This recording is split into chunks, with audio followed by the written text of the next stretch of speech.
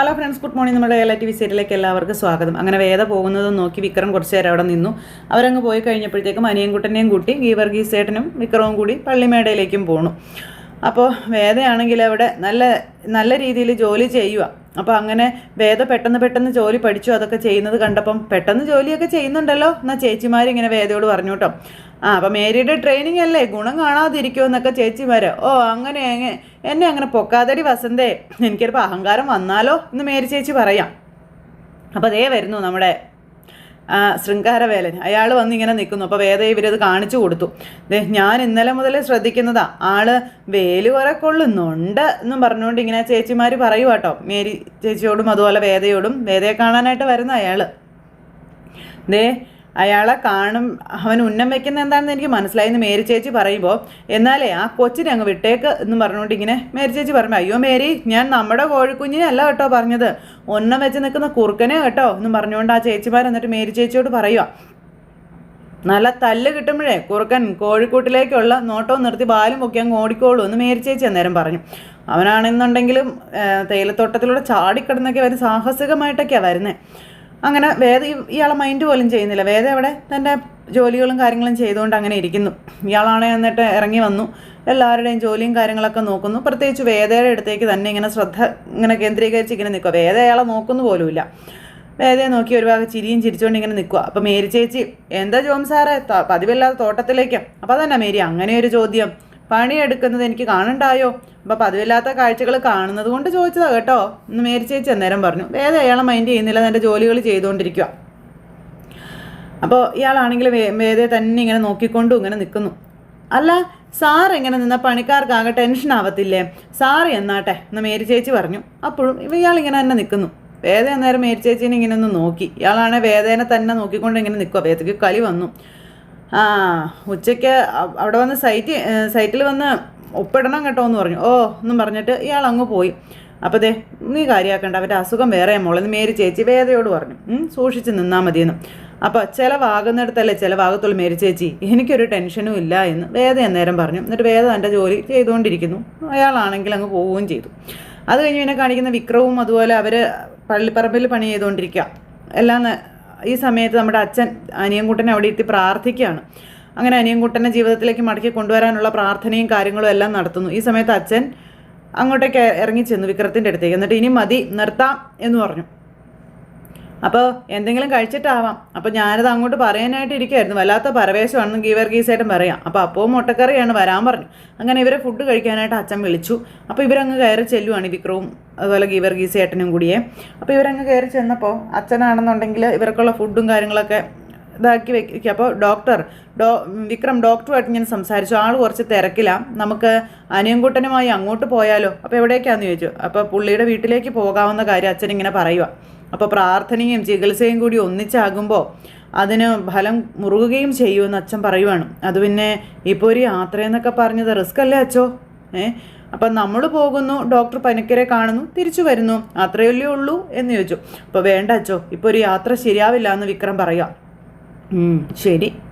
അപ്പോൾ വിക്രം ചെന്ന് കൈ കഴുകി വരാൻ പറഞ്ഞു. അങ്ങനെ അതും പറഞ്ഞു വിക്രത്തെ പറഞ്ഞു വിട്ടു. അപ്പോൾ അച്ഛൻ ഇങ്ങനെ അവിടെ നിൽക്കുമ്പോൾ ഗീവർഗീസ് ഏട്ടനോട് അച്ഛൻ, ഗീവർഗീസേ, ഞാൻ ആദ്യമേ പറഞ്ഞിരുന്നില്ല ഗീവർഗീസേ, അവരുടെ പുറകിൽ ഒരു നിഴലുണ്ടെന്ന്, അത് മരണത്തിൻ്റെ നിഴലാണെന്നും ഏത് സമയവും അത് അവന്മേൽ പതിക്കും എന്ന് പറഞ്ഞു. അപ്പോൾ അച്ഛൻ ആരാണെന്നാ? അപ്പോൾ അകത്തിരിക്കുന്നവൻ്റെ മനസ്സിൽ ആ ഭയമുണ്ട്, അത് കൃത്യമാണ്.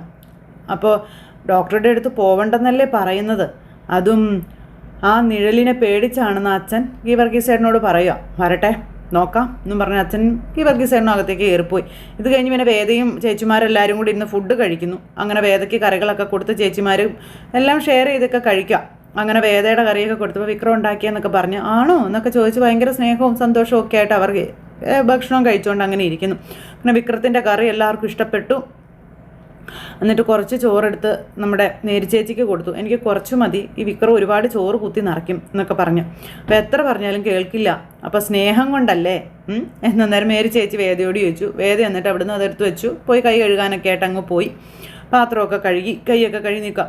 മെമ്പർ വഴി അപേക്ഷ വീട്ടിൽ കൊണ്ട് തന്നത് നോക്കിക്കേ, എന്നിട്ടിത് പൂരിപ്പിച്ച് എവിടെയോ കൊടുക്കണമെന്ന് പറഞ്ഞു. എന്താ എഴുതിയെന്ന് നോക്ക്, ഞാൻ മറന്നുപോയി എന്നൊക്കെ പറഞ്ഞാൽ ചേച്ചി ഒരു പേപ്പർ എടുത്ത് കാണിച്ചിട്ട് പറയുക. ചേച്ചി ഇങ്ങോട്ട് കൊണ്ടുപോവാ, ഞാൻ നോക്കാം എന്ന് പറഞ്ഞ് വേദ അത് വാങ്ങിച്ചു. അതിനുശേഷം വേദ അത് വാങ്ങിച്ചിരുന്നു, വായിച്ചു. ഇത് പൂരിപ്പിച്ച അപേക്ഷയും കൊണ്ട് ചേച്ചി അക്ഷയ കേന്ദ്രത്തിൽ പോയാൽ മതി, അവർ ചെയ്തോളും ബാക്കിയെല്ലാം എന്ന് പറയുക വേദ. ആണോ കൊച്ചേ? ഇപ്പോൾ പഴയതുപോലൊന്നും അല്ലേ ചേച്ചി, കാര്യങ്ങളൊക്കെ വളരെ സിമ്പിളായിട്ട് പെട്ടെന്ന് നടക്കും എന്ന് പറഞ്ഞ് ഇവർ സംസാരിച്ചുകൊണ്ട് നിൽക്കുമ്പോൾ നമ്മുടെ മാനേജർ സാർ അങ്ങോട്ടേക്ക് പിന്നെയും വരുക. അയാളെ കണ്ടു കഴിഞ്ഞപ്പോഴത്തേക്കും വരുന്നുണ്ടല്ലോ എന്നും പറഞ്ഞിങ്ങനെ നിൽക്കുക കേട്ടോ. അപ്പോൾ ഇവർ ഫുഡ് കഴിക്കുന്നു, ഇയാളാണെങ്കിൽ ഒപ്പിടിക്കാനുള്ള പേപ്പറും കാര്യങ്ങളൊക്കെ ആയിട്ട് വന്നു. അപ്പോൾ ഇതുവരെ എന്താ ലഞ്ചിൻ്റെ ടൈം കഴിഞ്ഞില്ലേ മേരി ചേച്ചി എന്ന് ചോദിച്ചപ്പോൾ കഴിയാറായി, ഇതേ ഇറങ്ങുമോ സാറേ എന്ന് പറഞ്ഞു. അപ്പോൾ വേഗം നിങ്ങൾ വന്നാ എന്ന് പറഞ്ഞുകൊണ്ട് ഇങ്ങനെ വിളിക്കുന്നു. അപ്പോൾ വേദ അങ്ങോട്ട് ചെല്ലാൻ പറഞ്ഞു. ഇപ്പോൾ വേദ അയാളുടെ അടുത്തേക്ക് ചെന്നു. ഇയാളുടെ മുഖത്ത് പോലും വേദ നോക്കുന്നില്ല കേട്ടോ. ആ സമയത്ത് കമ്പനിയിലേക്ക് അയക്കേണ്ട പേപ്പറും കാര്യങ്ങളും ഒന്ന് സൈൻ ചെയ്തേക്കാൻ പറഞ്ഞു. അപ്പോൾ വേദ അത് മേടിച്ചിട്ട് വായിച്ച് നോക്കുന്നു. അതിന് ശേഷം ഒപ്പിടാനായിട്ട്. അപ്പോൾ വേദയാണെങ്കിൽ ഓരോന്നും എടുത്തെടുത്ത് വായിച്ച് നോക്കുമ്പോഴേക്കും ഇയാൾ വേദയെ ശരിക്കും ശ്രദ്ധിക്കുക കേട്ടോ. അപ്പോൾ ഇതിനകത്ത് എഴുതി വെച്ചേക്കുന്ന കണ്ട് വേദ വല്ലാണ്ടായി. ദേ എന്തോന്നാ വായിക്കുന്നേ, അത് വായിച്ച് മനസ്സിലാക്കാനുള്ള ബുദ്ധി ഉണ്ടായിരുന്നെങ്കിൽ ഇവിടെ തേയിലെന്നുള്ള വരുമായിരുന്നില്ലല്ലോ, സൈൻ ചെയ്തിങ്ങ് തന്നാൽ മതി, അതോ വിരൽ പതിപ്പിക്കണോ എന്നൊക്കെ ചോദിച്ചപ്പം ഒപ്പിടാൻ അറിയാമെന്ന് പറഞ്ഞു വേദ. അപ്പോൾ എന്നാൽ വേഗം ആയിക്കോട്ടെ എന്ന് പറയണു. വേദ പേന മേടിച്ചു, തൻ്റെ ഒപ്പ് അതൊരു സെക്കൻഡ് നേരത്തേക്ക് വേദ ഇങ്ങനെ നോക്കി. കൂലിയൊക്കെ പറഞ്ഞിട്ടുണ്ടല്ലോ അല്ലേ, 350, ഇന്നലത്തെ അടക്കം ഇന്ന് വാങ്ങിച്ചോളണം എന്നും പറഞ്ഞു. വേദ അതിനൊന്നും മിണ്ടിയില്ല. ശരിയെന്നാ എന്നും പറഞ്ഞുകൊണ്ട് ഇയാൾ എന്നിട്ട് എല്ലാവരും വേഗം പണിക്കാറാൻ നോക്കുക കേട്ടോ എന്നും പറഞ്ഞ് അവിടെ നിന്ന് അങ്ങ് പോവുക. അപ്പോൾ ഇയാൾ അങ്ങ് പോയി കഴിഞ്ഞപ്പോഴേക്കും നമ്മുടെ വേദ ഇങ്ങനെ ഇവനെ തന്നെ നോക്കി ഇങ്ങനെ നിൽക്കുക കേട്ടോ. അപ്പോൾ മേരി ചേച്ചി അങ്ങോട്ടേക്ക് വന്നേ. മേരി ചേച്ചി വന്നിട്ട് ഇന്ന് മുതൽ കൂലി വാങ്ങാമല്ലയോ എന്ന് ചോദിച്ചു കേട്ടോ. അപ്പോൾ മേരി ചേച്ചി ഇവിടെ എത്ര പണിക്കാരുണ്ടാകുമെന്ന് ചോദിച്ചു. അപ്പോൾ അത് പല ഭാഗങ്ങളിലായിട്ടൊരു 100-100 പേര് കാണുമായിരിക്കും. അവരെല്ലാം ഇങ്ങനൊരു പേപ്പർ സൈൻ ചെയ്ത് കൊടുത്തിട്ടുണ്ടോ എന്ന് ചോദിച്ചു. പിന്നെ അല്ലാണ്ട് പറ്റത്തില്ലല്ലോ, അന്നേരം അതിൽ പറയുന്ന കൂലി തന്നെയാണ് എല്ലാവർക്കും കിട്ടുന്നതെന്ന് ഉറപ്പാണോ എന്ന് ചോദിച്ചു. അത് പിന്നെ അങ്ങനെയല്ലേ എന്ന് മേരിച്ചേ ചോദിക്കുക. എന്താ മോളെ അങ്ങനെയൊക്കെ ചോദിക്കാൻ? അപ്പോൾ വേദ പറയാം, അതെ പണിക്കിറങ്ങാറായില്ലേ എന്ന് ചോദിച്ചു. വാ ചേച്ചി കൈ കെട്ടി വരാൻ പറഞ്ഞു. അങ്ങനെ എല്ലാവരും പണിക്കിറങ്ങുന്നു. ഇതെല്ലാം കഴിഞ്ഞ് വേദയും വിക്രവും പിന്നെ വൈകുന്നേരം വീട്ടിലിരുന്ന് സംസാരിക്കാം. അങ്ങനെ അവൻ വന്നതും ഇതെല്ലാം വിക്രത്തോട് പറയാം. എന്നിട്ടെന്താ, ഞാനും മറ്റുള്ളവരെ പോലെ വല്ല വിദ്യാഭ്യാസം ഇല്ലാത്തവളാണെന്ന് അയാൾ വിശ്വസിച്ചിട്ടുണ്ടാകും, ഒപ്പിട്ട് കൊടുത്തു എന്ന് പറഞ്ഞു. നിന്നെ കണ്ടിട്ട് അയാൾക്ക് അങ്ങനെ തോന്നിയോ? എന്താ അങ്ങനെ തോന്നാൻ? അല്ല, കണ്ട വിദ്യാഭ്യാസമുള്ള കുലീനയായ ഒരു സുന്ദരി എന്നുള്ളൊരു ഭാവം ഉണ്ടല്ലോ, അപ്പോൾ സുന്ദരി എന്നുള്ളത് സംഭവിച്ചു, അത് കണ്ടാലറിയാം. പക്ഷേ മറ്റേത് രണ്ടും പെരുമാറ്റം കൊണ്ട് അറിയുന്നതാ. ഞാൻ അങ്ങനെ പെരുമാറാതിരുന്നാൽ പോരെ എന്ന് വേദ ചോദിക്കാം. അപ്പോൾ അത് പറ്റുമോ? അറിയാതെ അങ്ങ് വന്നു പോകത്തില്ലേ എന്ന് വിക്രം ചോദിച്ചു. അപ്പോൾ പഠിപ്പുള്ള ആളാണ് എന്ന് പറയണ്ടെന്ന് മേരി ചേച്ചി എന്നോട് പറഞ്ഞതെന്ന കാര്യം പറഞ്ഞപ്പം ആ മാനേജർ അത് വിശ്വസിക്കുകയും ചെയ്തു. മണ്ടൻ എന്ന് പറഞ്ഞ് വിക്രം ഇരിക്കുമ്പോൾ മണ്ടനൊന്നും അല്ല, അയാൾ അവിടെ കാണിച്ചു കൂട്ടുന്നത് കാണാത്തത് കൊണ്ടാണ് ആന ബുദ്ധിയാ എന്ന് വേദ പറയുക. എല്ലാ തൊഴിലാളികളും കമ്പനിക്കൊരു ഒരു പേപ്പറിൽ സൈൻ ചെയ്ത് കൊടുത്തിട്ടാണ് കയറുന്നത്. എന്നാൽ തൊഴിലാളികൾക്ക് കൊടുക്കുന്നു എന്ന് പറയുന്ന തുകയേക്കാൾ കുറഞ്ഞ തുകയാണ് ശരിക്കും അവർക്ക് വേതനമായി കൊടുക്കുന്നത് എന്ന കാര്യം വേദ വിക്രത്തോട് പറയാം. ബാക്കി മുഴുവനും ഈ മാനേജർ അടിച്ചു മാറ്റുകയാണെന്നും പറഞ്ഞു. അതങ്ങനെ മനസ്സിലായെന്ന് ചോദിക്കുമ്പം ഞാനും ഒരെണ്ണം സൈൻ ചെയ്ത് കൊടുത്തതല്ലേ വിക്രം. അപ്പോൾ അതിലെനിക്ക് എഴുതിയ തുക കണ്ടപ്പോൾ സംശയം തോന്നി. ഞാൻ മേരി ചേച്ചിയോട് ചോദിച്ചപ്പോൾ എനിക്കും അവർക്കും കൂലി ഒന്ന് തന്നെയാണെന്ന് വേദ പറയാം. അപ്പോൾ ആ ഒരു വലിയ തട്ടിപ്പും വേദ കണ്ടുപിടിച്ചു. അപ്പോൾ എല്ലാവരുടെയും ഒരു ഇത് അങ്ങനെയാണെന്ന് പറഞ്ഞ് അതിലുണ്ടായിരുന്നു എന്ന് ചോദിച്ചപ്പോൾ ഇല്ല, പക്ഷെ എൻ്റെ അങ്ങനെയാണെങ്കിൽ ഊഹിക്കാവുന്നതല്ലേ ഉള്ളൂ എന്ന് ചോദിച്ചു. എന്നിട്ടിപ്പോൾ എന്താ ചെയ്യാൻ പോണേന്ന് വേദയോട് ചോദിക്കുമ്പം വെറുതെ വിടാൻ പറ്റുമോ വിക്രം, തൊഴിലാളികളെ ഇത് അറിയിക്കണ്ടേ എന്ന് ചോദിച്ചു. അപ്പോൾ നമ്മളിവിടെ വന്ന് കയറിയതല്ലേ ഉള്ളൂ, അപ്പം തന്നെ പ്രശ്നങ്ങളൊക്കെ തുടങ്ങി വെച്ചാൽ ആൾക്കാർ എന്തു പറയും എന്ന് ചോദിക്കുക വിക്രം വേദയോട്. തൊഴിലാളികൾ അങ്ങനെ ചൂഷണം അനുഭവിക്കുന്നുണ്ടെങ്കിൽ അത് പുറത്ത് കൊണ്ടുവരണ്ട എന്നൊന്നും ഞാൻ പറയില്ല, വേണം, പക്ഷേ സൂക്ഷിച്ചും കണ്ടും വേണം എന്ന് വിക്രം വേദയോട് പറഞ്ഞു കൊടുക്കുന്നു. ഏതായാലും കുറച്ച് ദിവസം കഴിയട്ടെ, എന്നിട്ട് നമുക്ക് അതിനെപ്പറ്റിയൊക്കെ ആലോചിക്കാമെന്ന് പറഞ്ഞപ്പം ശരി അങ്ങനെയെങ്കിൽ അങ്ങനെ വേദ അത് സമ്മതിച്ചു. ഇത് കഴിഞ്ഞതിന് ശേഷം പിന്നെ കാണിക്കുന്നത് ശ്രീനിവാസനും അതുപോലെ വാസുവനും കൂടി കാണാനായിട്ട് തീരുമാനിച്ചവർ കാണുക. അപ്പോൾ ശ്രീനിവാസ സിഗരറ്റ് വലിക്കുന്നു. അപ്പോൾ വാസുവിന് കൊടുത്തപ്പോൾ വേണ്ട, ഞാൻ ലഹരികളെല്ലാം നിർത്തിയെന്ന് പറഞ്ഞു. ഇപ്പോൾ മുഴുവൻ ഒഴിവ് സമയങ്ങളിൽ വരുണിൻ്റെ മുറിയിൽ ഇരിക്കുന്നതാ അതിൻ്റെ ഒരു ഇത് വാസുവൻ ഇങ്ങനെ പറയുവാണ്. അവനുണ്ടായിരുന്നെങ്കിൽ ഇപ്പോൾ അവനില്ലാതായപ്പോഴും അവനെപ്പറ്റി ഞാൻ മനസ്സിലാക്കുന്നതെന്നൊക്കെ ഇങ്ങനെ വാസുവും പറയുവാണ്. വരുണിനെ പറ്റിയുള്ള കാര്യങ്ങളൊക്കെ പറയുന്നു. അങ്ങനെ വാസുവൻ മകനെ പറ്റി പറയുന്ന ആ ഒരു സമയത്ത് എൻ്റെ മകനെ ഞാൻ മനസ്സിലാക്കാൻ ശ്രമിച്ചില്ല തുടങ്ങിയ കാര്യങ്ങളൊക്കെ പറയുന്നു. ഇത്തരം ചില ഘട്ടങ്ങൾ ഒറ്റയ്ക്ക് നേരിട്ടേ പറ്റുമെന്നും അതുകൊണ്ട് തന്നെ വെറുതെ ആശ്വാസവാക്കു പറഞ്ഞ് തന്നെ കൂടുതൽ കുഴപ്പിക്കുന്നില്ല ഞാനെന്ന് ശ്രീനിവാസൻ പറയുമ്പം അതിനുവേണ്ടി പറഞ്ഞതൊന്നുമല്ല ശ്രീനിവാസൻ, നാളെ വോട്ടെണ്ണലായതുകൊണ്ടാണ് കണ്ടുമുട്ടൽ ഇവിടെ ആക്കാമെന്ന് ഞാൻ കരുതിയത്. മീഡിയക്കാർ കണ്ടൊരു വാർത്തയാക്കട്ടല്ലോ. പറഞ്ഞു വാസുവൻ ഇങ്ങനെ നിൽക്കാം. അതെന്തായാലും നന്നായെന്നും പറഞ്ഞു. അപ്പോൾ അവരുടെ ക്യാപ്ഷൻ റിസൾട്ട് വരുന്നതിന് മുന്നേ ഒരു കൊമ്പ് കോർക്കലെന്നൊക്കെ ആയിരിക്കും എന്നൊക്കെ ഇങ്ങനെ വാസുവൻ പറയാം. എന്താണ് വിചാരിക്കുന്നത്, വിജയിക്കുമോ? അപ്പം അതിനുള്ള സാധ്യത മുഴുവനും വാസുവനല്ലേ എന്ന് ചോദിച്ചു. പ്രത്യേകിച്ചും ജനം എനിക്കെതിരെ തിരിഞ്ഞിരിക്കുകയല്ലേ എന്നും ശ്രീനി സാറ് വാസുവനോട് ചോദിക്കുക. വോട്ടെടുപ്പിന് മുൻപ് പ്രതി ആരാണെന്ന് കൊണ്ടുവരാനൊന്നും കഴിഞ്ഞില്ലല്ലോ. അപ്പോൾ അതുവരെ ആൾക്കാർക്ക് കൂവി തോൽപ്പിക്കാനും ആക്രോശിക്കാനും ഞാൻ വേണ്ടേ, ഞാൻ നിന്നുകൊടുത്തല്ലേ പറ്റുമെന്ന് ചോദിച്ചു. അപ്പോൾ ഞാനും ജയപരാജയങ്ങളെക്കുറിച്ചൊന്നും ചിന്തിക്കുന്നതേ ഇല്ല, ജയിക്കും എന്നെല്ലാവരും പറയുന്നുണ്ടെങ്കിലും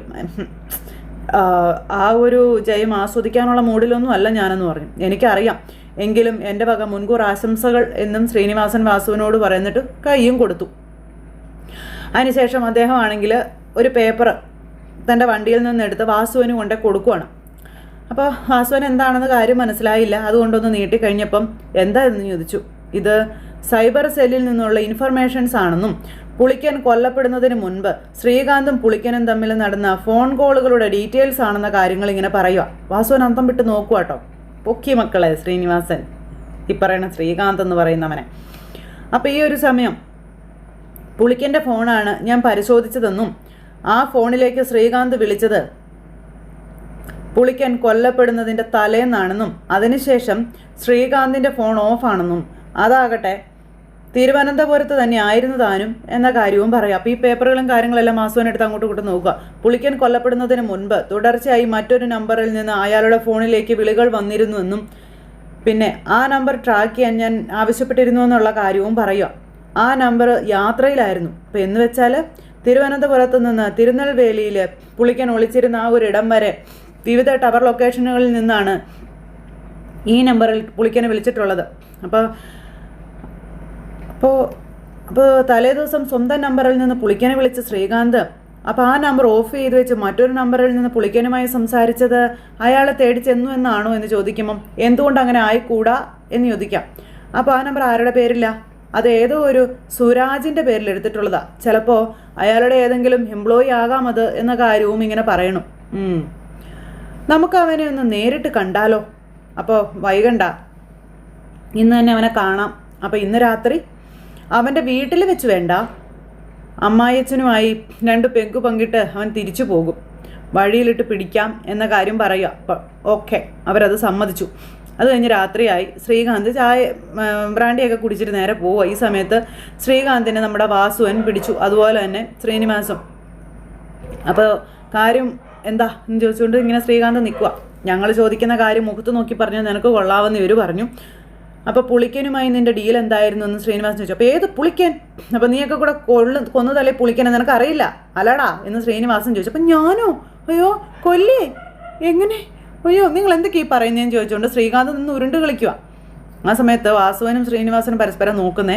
ശ്രീകാന്തെ, അഭിനയം വേണ്ടാന്ന് പറഞ്ഞു. നീ പുളിക്കനുമായിട്ട് സ്ഥിരം കോണ്ടാക്റ്റിൽ ഉണ്ടായിരുന്നതിന് ഞങ്ങളുടെ കയ്യിൽ തെളിവുണ്ടെന്നുള്ള കാര്യം പറയുവാണ് ശ്രീനിവാസൻ. അപ്പോൾ കൊല്ലപ്പെടുന്നതിൻ്റെ തലേന്ന് രാത്രി വരെ നിൻ്റെ നമ്പറിൽ നിന്ന് പുളിക്കന് കോള് പോയിട്ടുണ്ട് എന്നുള്ള കാര്യം പറയുമ്പം അത് ഞാൻ നിഷേധിച്ചോ? ഇല്ലല്ലോ എന്ന് ശ്രീനിവാസനോടൊക്കെ ആയിട്ട് ഇയാൾ പറയുക. ശ്രീകാന്ത്, അതിൻ്റെ അർത്ഥം ഞാൻ പുളിക്കനെ കൊന്നുവെന്നുള്ളതാണോ എന്ന് ചോദിച്ചു. അതേതായാലും കൊള്ളാവല്ലോ. അപ്പോൾ നീ പുളിക്കനെ വിളിച്ചതിൻ്റെ കാരണം അത് നിങ്ങളോട് ഞാൻ പറയണമെന്നുണ്ടോ? പറയേണ്ട സ്ഥലത്ത് ഞാൻ പറഞ്ഞാൽ പോരെ എന്ന് ശ്രീകാന്ത് അവിടെ നിന്ന് പറയുക. നാളെ ജയിച്ചു എന്നതുകൊണ്ട് MLA ആവാനേ പറ്റത്തുള്ളൂ, പോലീസിൻ്റെ പണി ഏറ്റെടുക്കാൻ പറ്റത്തില്ലല്ലോ. അങ്ങനെയല്ലേ സാറേ എന്നും ചോദിച്ച് ഇങ്ങനെ വെക്കുമ്പോഴത്തേക്കും അവൻ്റെ കുത്തിന് കയറി അങ്ങ് പിടിച്ചു വാസുവൻ ശ്രീകാന്തിൻ്റെ. അപ്പോഴത്തേക്കും പിന്നെ ഒരു അളിഞ്ഞ ചിരിയും ചിരിച്ചിങ്ങനെ അവിടെ നിൽക്കുന്നൊരു സിറ്റുവേഷൻ കാണിച്ച് ഇന്നത്തെ കഥ അവസാനിച്ചു. എന്തായാലും കാര്യങ്ങൾക്ക് തീരുമാനമായി തുടങ്ങിയിരിക്കുന്നു. അപ്പോൾ ആരും മിസ് ചെയ്ത് കളയില്ല എന്നുള്ള പ്രതീക്ഷയോടെ നിർത്തുക കേട്ടോ. എല്ലാവർക്കും നല്ലൊരു ദിവസം ആശംസിക്കുകയാണേ. ടാറ്റാ.